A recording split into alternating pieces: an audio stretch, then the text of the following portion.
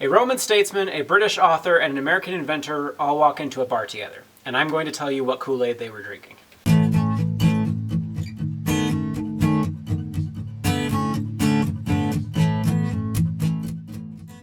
Something that Cicero, Shakespeare, John Milton, and Benjamin Franklin all have in common is that they were all educated under the same rhetorical curriculum. A rhetorical curriculum that stretched all the way back from ancient Greece, up through the Roman world, up to the Renaissance, and then was largely lost with just a few pieces surviving to the modern day. The goal of this curriculum was to create an individual who could speak persuasively and act wisely in any situation. Somebody who always knew what the right thing to do or say was. Somebody who could use writing and speaking to learn how to act well in the world.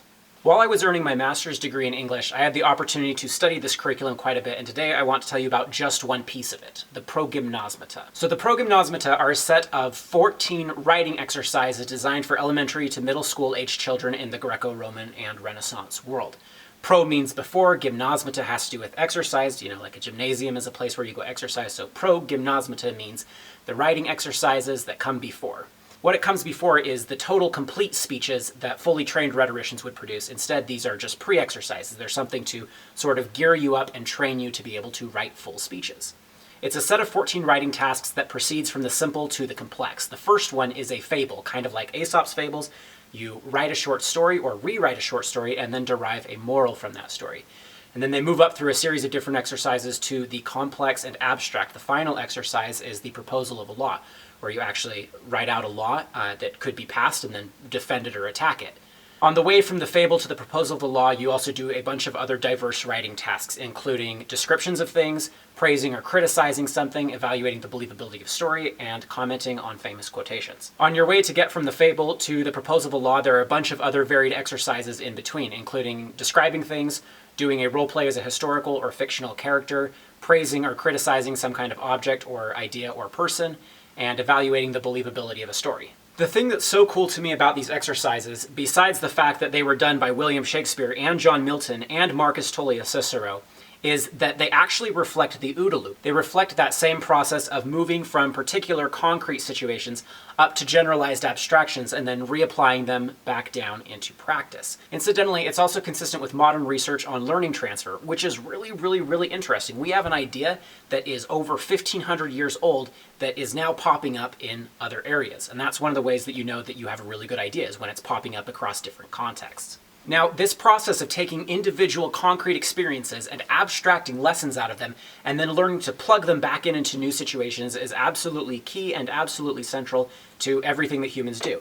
In fact, you may not have noticed, but you do this all the time. You'll hear about other people's experience in job interviews, for example, and then you'll abstract lessons out of that to then apply in your own job interviews in the future. What's so cool about the Progymnasmata is that it is chock full of writing exercises that help you to do this, that help you to move through that process of generalized abstraction and then reapplication. For instance, the first exercise is a fable, again like Aesop's fable. So you may, for example, know the story of the boy who cried wolf.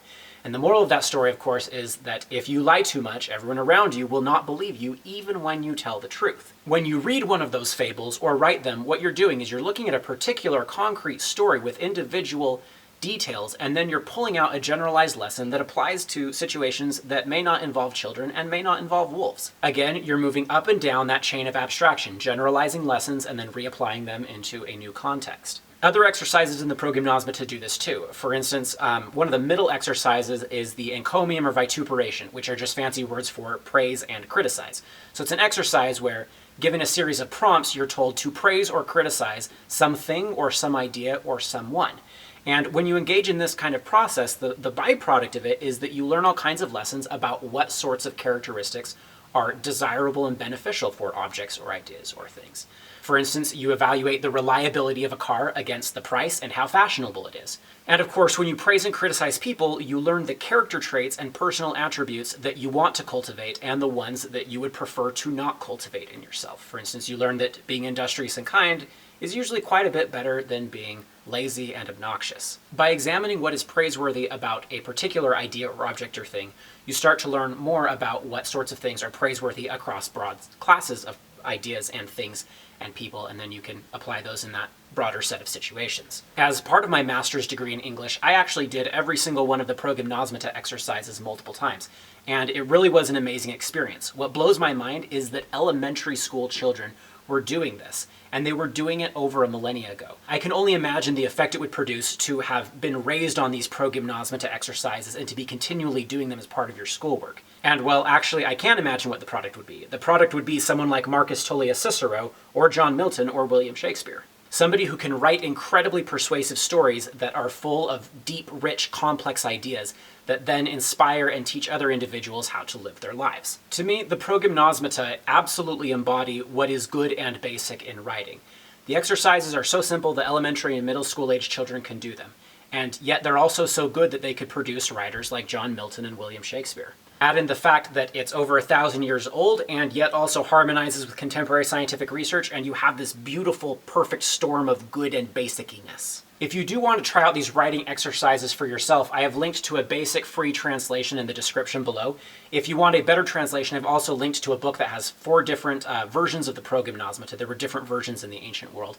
It also has, well, a much better translation. If you want to check out either of those, I would really recommend it. They're incredible writing exercises that helped me a lot, and I think they would probably do the same thing for you too. If you end up trying one of those exercises in the Progymnasmata, I would love to hear about your experience in the comments below. Also, if you've enjoyed the writing series, we would love to hear about that in the comments below. It's a little bit outside of our normal wheelhouse of ore smelting and harvesting wild rye, so I'd be interested to hear your thoughts on it. If you enjoy the content, we'd also sure appreciate the like and subscribe. Thanks so much for your support. We'll see you next time.